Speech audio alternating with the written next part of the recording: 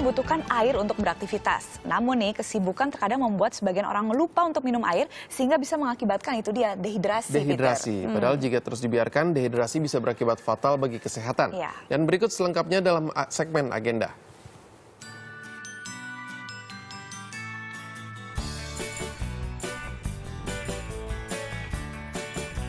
Manusia tak lepas dari air, karena sebagian besar tubuh manusia terdiri dari air.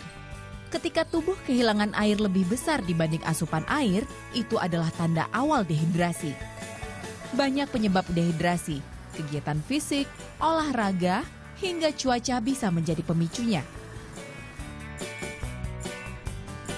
Pernah lemes terus mau buat nafas juga nggak bisa, ngos-ngosan gitu. Pernah, biasanya saya merasa pusing karena kekurangan oksigen pastinya, kemudian juga bibir pecah-pecah, ya kan, terusnya juga panas dalam.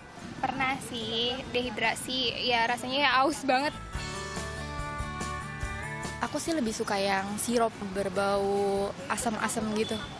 Jadi mungkin ngerasanya adem aja gitu di tenggorokan aku. Saya pribadi, saya lebih milih mineral water atau minuman-minuman dengan kadar oksigen yang tinggi. Kalau misalkan habis aktivitas kayak gitu-gitu sih biasanya langsung minum air dingin, nggak suka air putih sih.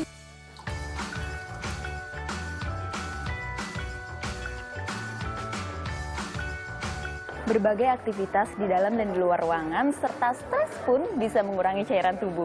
Meski ada berbagai minuman dengan cita rasa dan kesegaran, namun tak semuanya aman untuk menghilangkan dehidrasi. Jadi bagaimana dehidrasi bisa terjadi dan bagaimana pula cara mengatasinya?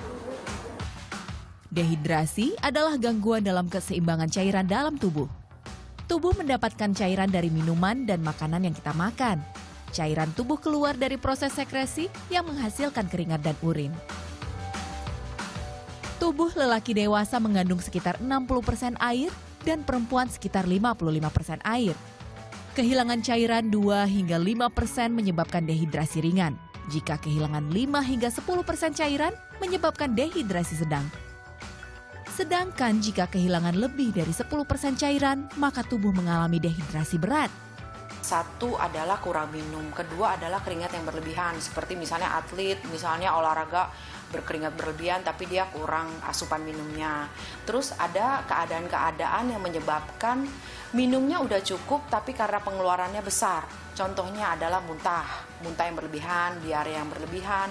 Terus pada pasien-pasien dengan luka bakar, terus demam, diabetes. Aktivitas dalam ruang juga bisa mengakibatkan dehidrasi. Hal itu dipicu tekanan stres dan kelembapan udara rendah di dalam ruang. Selain rasa haus, tubuh biasanya memberikan tanda-tanda dehidrasi, salah satunya dari warna urin. Warna urin jernih hingga kekuningan berarti jumlah cairan dalam tubuh banyak. Kuning muda menandakan Anda butuh minum, sedangkan warna kuning pekat artinya cairan dalam tubuh Anda semakin sedikit dan Anda butuh minum dalam jumlah banyak. Ada berbagai tahap dehidrasi, dari ringan hingga berat. Pada tahapan dehidrasi berat, penderita bahkan sudah tidak bisa buang air kecil, tidak berkeringat, bahkan pingsan. Jika tidak ditangani, dehidrasi bisa berujung kematian.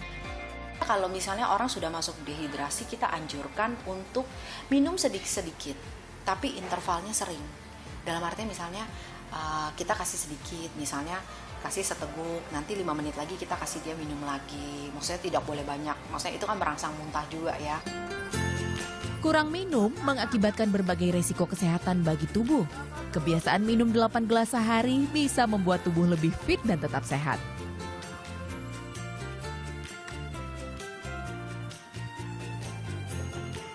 Cuaca panas juga memengaruhi suhu tubuh hingga mengeluarkan banyak keringat. Sedia air minum kemanapun kita pergi agar terhindar dari dehidrasi.